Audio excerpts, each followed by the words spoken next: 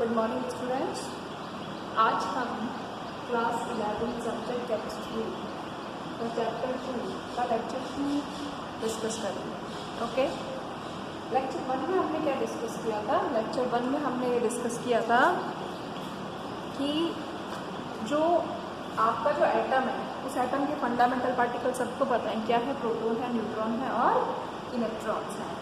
तो ये पार्टिकल्स हैं, ये पार्टिकल्स को कैसे पहचाना गया कि इलेक्ट्रॉन ही नेगेटिव होगा, इलेक्ट्रॉन को पॉजिटिव क्यों नहीं मान लिया गया, या प्रोटॉन जो है उसको नेगेटिव क्यों नहीं मान लिया गया, या फिर न्यूट्रॉन के ऊपर कोई चार्ज नहीं है। किस साइंटिस्ट ने इसकी खोज की, कौन कौन से एक्सपेरिमेंट्स किए, इसके बारे में हमने डिस्कस किया था। ठीक है, तो हमने कैनाल रेस के बारे में पढ़ा था और किसके बारे में पढ़ा था, और हमने पढ़ा था कैथोड रेस के बारे में, और फिर न्यूट्रॉन की डिस्कवरी किसने की इसके बारे में पढ़ा। ठीक है, फिर उसके बाद हमने एटॉमिक मॉडल पढ़ना स्टार्ट किया था जिसमें हमने थॉमसन्स मॉडल पढ़ा था। अब आप देखिए, जब थॉमसन्स मॉडल को हम पढ़ते हैं तो थॉमसन मॉडल सबने पढ़ा है, जिसको हम प्लम पुडिंग मॉडल भी कहते हैं, एंड इट इज़ नॉट, और इसको आज के टाइम में कोई बहुत सक्सेसफुल नहीं माना जाता, क्योंकि ये तो बताता है कि एटम जो होता है वो न्यूट्रल होता है, लेकिन और जो एटम के बारे में हमें इंफॉर्मेशन चाहिए उनको नहीं बता पाता। तो आज हम पढ़ेंगे रदरफोर्ड्स मॉडल। ठीक है, रदरफोर्ड का मॉडल क्या कहता है? ठीक है, देखिए रदरफोर्ड ने भी एक एटॉमिक मॉडल निकाला था। ठीक है, वो मॉडल क्या था कि मैं आपको ऐसे ही बता देती हूँ।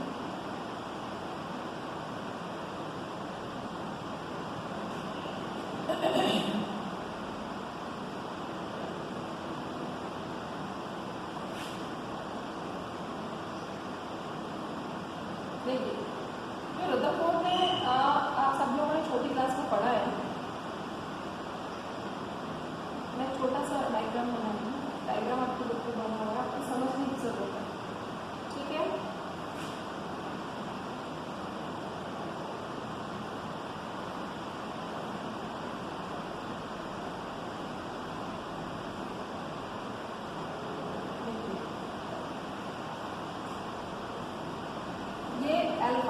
अल्फा पार्टिकल्स का सोर्स है। अल्फा पार्टिकल्स कोई भी आपने अल्फा पार्टिकल्स का सोर्स माना, अल्फा पार्टिकल सोर्स। ठीक है, ये क्या है, ये इसमें जो पार्टिकल्स निकल रहे हैं, ठीक है,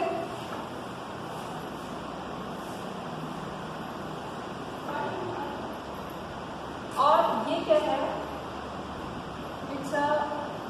ZnS फ्लोरेसेंट मटेरियल,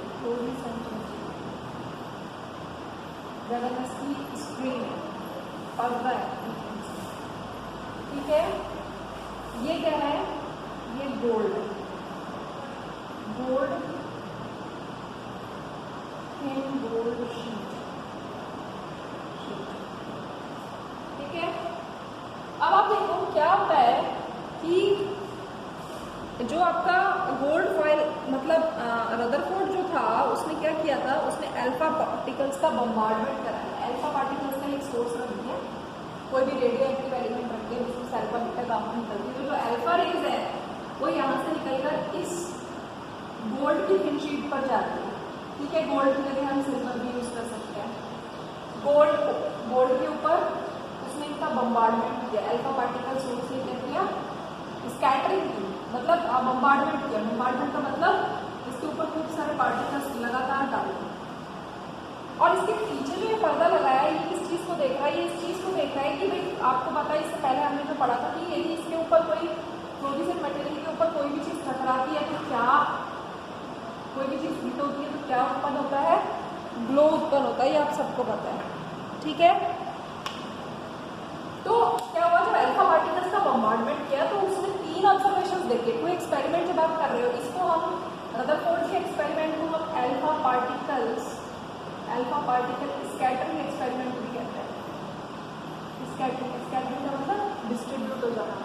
तो जो अल्फा पार्टिकल्स थे वो अल्फा पार्टिकल्स क्या हुआ कि इससे टकराए, मोस्टली तो ऐसे सीधे ही आता, यहाँ से दिखाई देते सीधे सीधे। यानी क्या ऑब्जर्व किया उसने, जो ऑब्जर्वेशन लिया उसने फर्स्ट ये पाया कि जो पार्टिकल्स हैं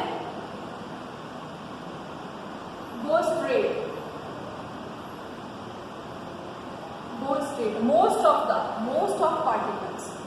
most of अल्फा पार्टिकल्स जो है वो पास गो स्ट्रेट, सीधे चले जाते हैं। ठीक है, दूसरा उसने क्या ऑब्जर्व किया, कि कुछ जो है मतलब यदि वो स्ट्रेट मूव कर जाते हैं, स्ट्रेट मूव करते हैं, इसका मतलब कि नो डिफ्लेक्शन, यहाँ पर कोई डिफ्लेक्शन नहीं होता। डिफ्लेक्शन का मतलब वो अपना रास्ता नहीं भटकते, वो सीधे निकल रहे हैं। ठीक है, सेकेंड पॉइंट क्या था कि कुछ जो है वो डिफ्लेक्ट हो गया ऐसे, कुछ most of alpha particles go straight move, ठीक है, but few deflects at some angle, okay. इसका मतलब क्या हुआ कि कुछ जो है वो डिफ्लेक्ट हो गए कुछ ना कुछ एंगल पर, और टकराए तो पता पड़ गया कितने। ठीक है, इसका मतलब ये क्या कर रहे हैं, ये शो कर रहे हैं डिफ्लेक्शन। समझ में आ रहा है? ठीक है, लेकिन उसने देखा कि ऑफ व्यू का मतलब आप कह सकते हो जब आप बुक्स को रीड करोगे कि 10,000 में से जिसने 10,000 पार्टिकल्स 10,000 पार्टिकल्स का बम्बार्डमेंट कराएगा single particle, it return back, ये वापस चला जाता है इसी एंगल पर, इधर से ऐसे गए ये वापस इसी एंगल पर। A few alpha particle return back।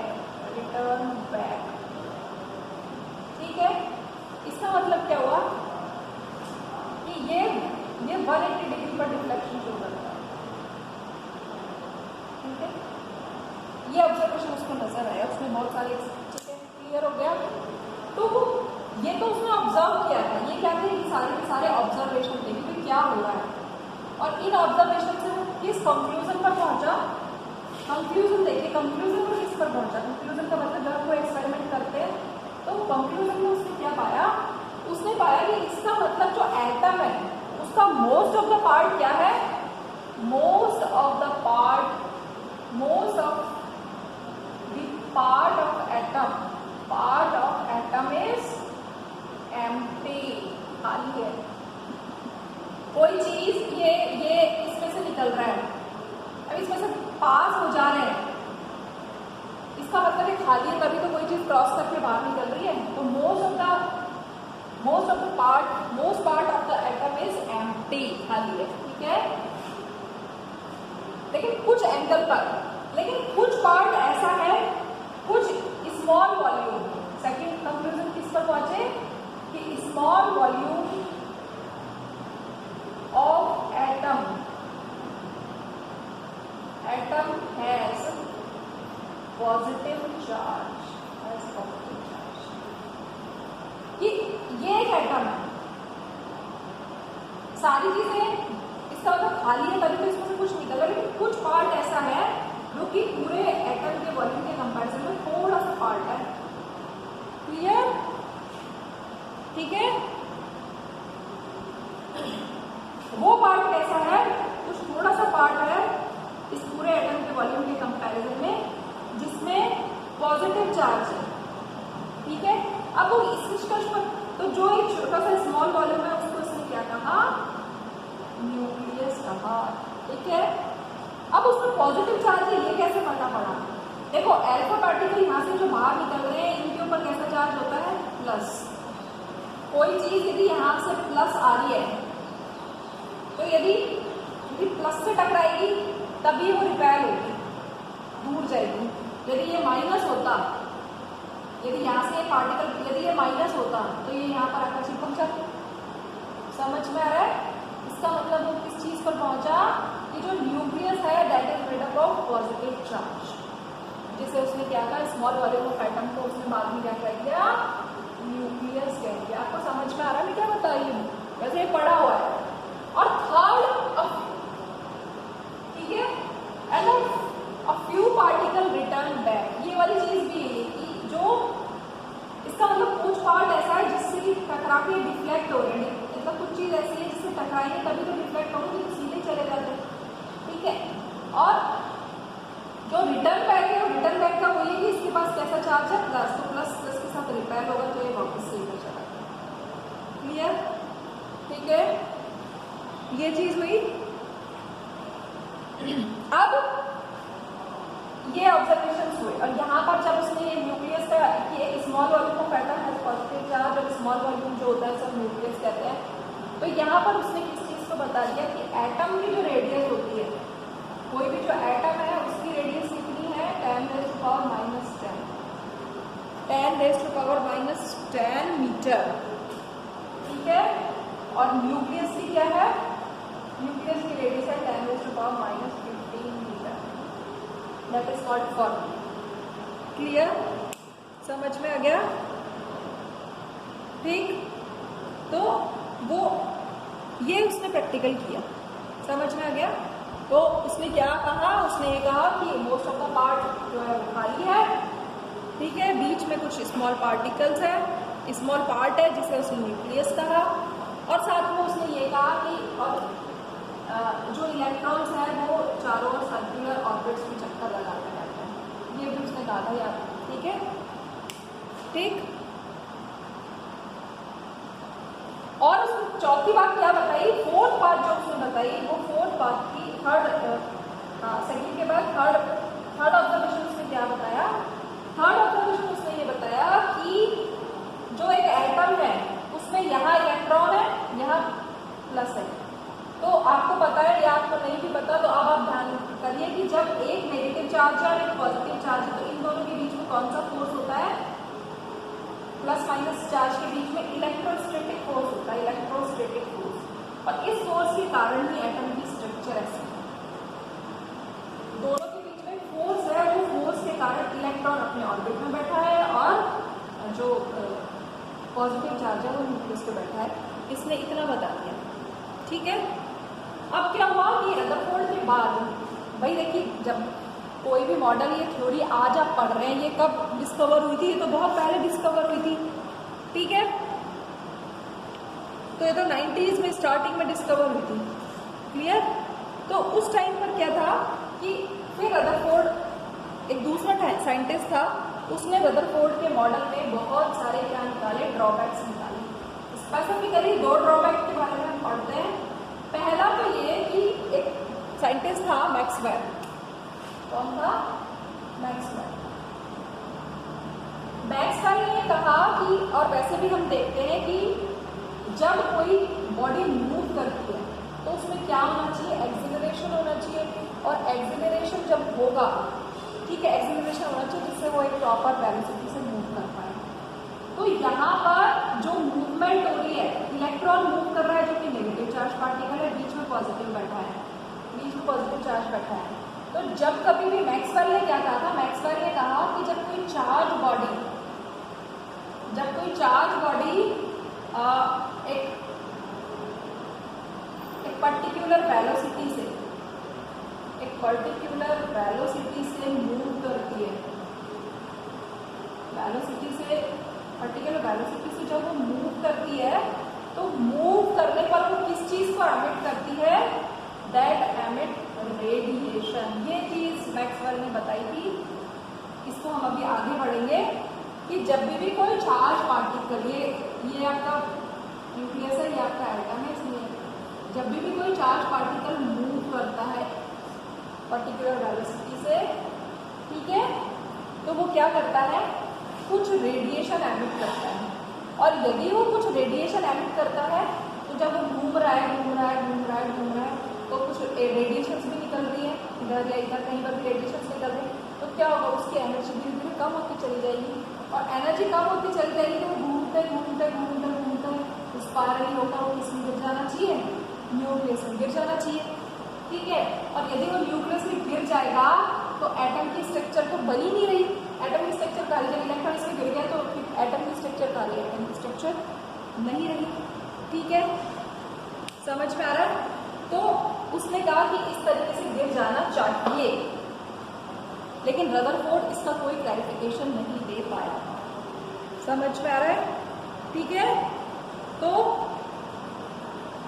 ये इसका सबसे बड़ा ड्रॉबैक है कि मैक्सवेल का जो पॉइंट था उसको वो एक्सप्लेन नहीं कर पाया कि जो चार्ज बॉडी मूव करती है तो वो रेडिएशन एमिट करती है, ये क्लियर था।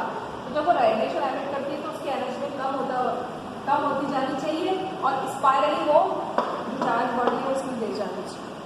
तो एटम की इस पॉइंट को एक्सप्लेन नहीं कर पाया। और सेकेंड पॉइंट क्या था, फर्स्ट पॉइंट, सेकेंड ड्रॉबैक क्या था, सेकेंड ड्रॉबैक ये था कि वो इलेक्ट्रॉनिक एटम की जो इलेक्ट्रॉनिक स्ट्रक्चर्स है उसके बारे में भी कुछ नहीं बता पाया। इलेक्ट्रॉनिक स्ट्रक्चर के बारे में कोई एक्सप्लेनेशन नहीं दे पाया। समझ में आ रहा है कि भाई इलेक्ट्रॉन्स जो घूम रहे हैं चारों ओर उनकी कितनी एनर्जी है ना, इसके बारे में कोई नहीं कुछ नहीं दे पाया। तो इसके बाद यानी कि रदरफोर्ड का मॉडल भी क्या हो गया, फेल हो गया। मतलब वैसे तो ठीक था बट कुछ चीज़ों को एक्सप्लेन नहीं कर पाया। तो इसके बाद एक थर्ड मॉडल आया that is called Bohr model. लेकिन बोर के मॉडल से पहले ये जो मैक्सवेल था इसने थ्योरी प्रपोज कर दी। ठीक है, वो थ्योरी क्या थी, दैट इज